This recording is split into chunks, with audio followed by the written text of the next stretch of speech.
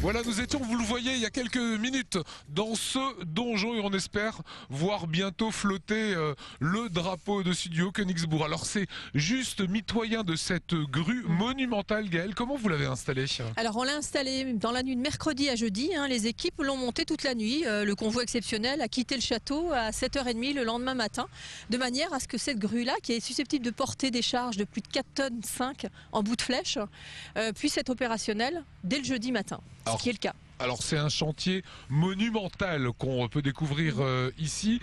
En tout, en termes de travaux, c'est quasiment 11 millions d'euros qui sont investis.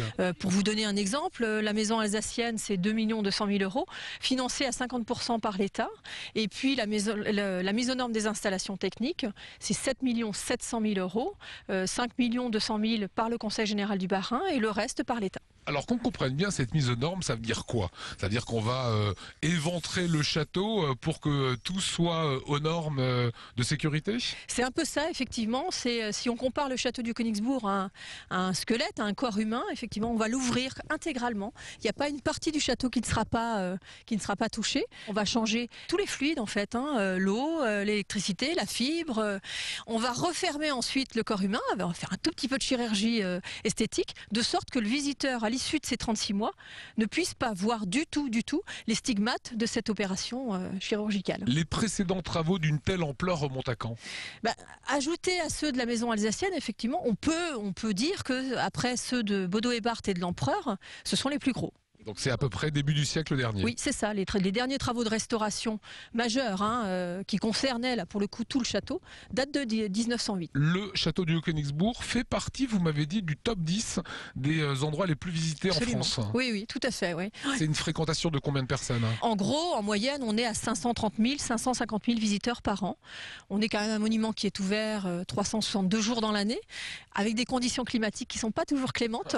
Donc on est quand même assez fiers du résultat. Et dans les travaux qui sont faits, est-ce que vous avez intégré le développement durable? Oui, tout à fait. Oui. C'est des équipements et des locaux de travail beaucoup mieux équipés qu'ils ne le sont aujourd'hui. Des équipements électriques moins énergivores qui ne le sont qu'aujourd'hui. Des moyens d'éclairage plus économiques. C'est des LED?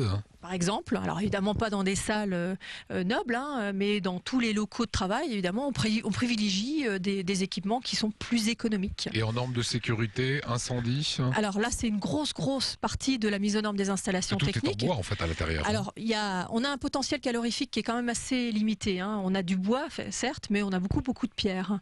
Par contre, là où on est un tout petit peu faible aujourd'hui, c'est dans nos moyens, dans notre capacité à nous défendre en cas d'incendie.